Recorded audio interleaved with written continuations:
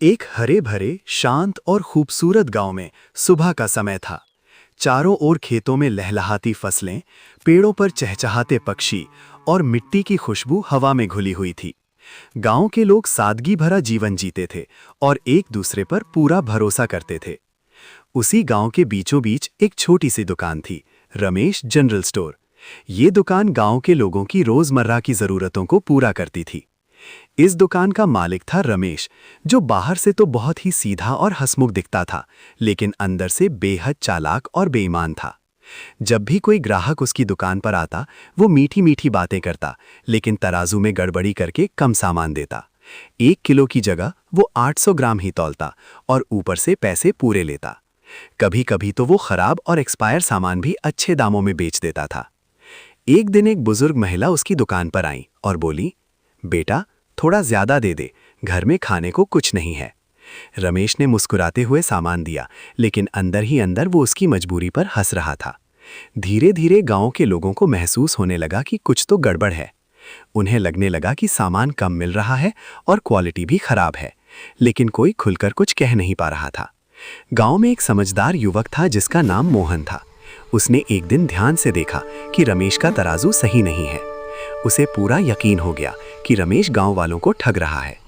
मोहन ने ये बात बाकी गांव वालों को बताई। सबने मिलकर फैसला किया कि अब सच्चाई सामने लानी ही होगी। उन्होंने एक योजना बनाई। अगले दिन सुबह सुबह कई गांव वाले एक साथ रमेश की दुकान पर पहुंचे। उन्होंने उससे सामान लिया और फिर उसी समय उसका तराजू चेक किया। जैसे ही सच्चाई सामने आई, सब हैरान रह गए। वो सच में कम तौल रहा था। गांव वाले गुस्से में बोले, रमेश, तूने हमारे भरोसे के साथ धोखा किया है। रमेश के पास कोई जवाब नहीं था। उसका सिर शर्म से झुक गया। उस दिन के बाद गांव वालों ने उसकी दुकान से सामान लेना बंद कर दिया। रमेश की दुकान सूनी पड़ गई। वो दिन भर बैठा रहता, लेकिन कोई ग्राहक नहीं आता। धीरे धीरे उसे अपनी गलती का एहसास होने लगा। वो सोचने लगा, मैंने लालच में आकर कितना बड़ा नुकसान कर लिया। एक दिन वो सच में रो पड़ा और खुद से कहा, अब मैं बदल जाऊंगा, ईमानदारी से काम करूंगा।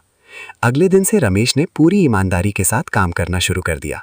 वो सही वजन देने लगा, अच्छा सामान बेचने लगा, लेकिन फिर भी गांव वाले उस पर भरोसा नहीं कर रहे थे। कई दिन बीत गए, लेकिन उसकी दुकान पर कोई नहीं आया। रमेश समझ चुका था कि एक बार टूटा हुआ भरोसा वापस पाना आसान नहीं होता। एक दिन एक बहुत गरीब बूढ़ा आदमी उसकी दुकान पर आया। उसके पास पैसे नहीं थे। रमेश ने उसे बिना पैसे लिए ही राशन दे दिया और सही वजन भी दिया। ये देखकर बूढ़ा आदमी खुश हो गया और उसे दिल से दुआ देने लगा। पास खड़े कुछ गांव वालों ने ये सब देखा। धीरे धीरे लोगों का नजरिया बदलने लगा। उन्हें लगने लगा कि रमेश सच में बदल गया है। कुछ दिनों बाद एक ग्राहक ने जानबूझकर रमेश को ज्यादा पैसे दे दिए। रमेश ने तुरंत उसे रोककर कहा, भाई, आपने ज्यादा पैसे दे दिए हैं, ये लीजिए अपने पैसे वापस। ये देखकर ग्राहक हैरान रह गया।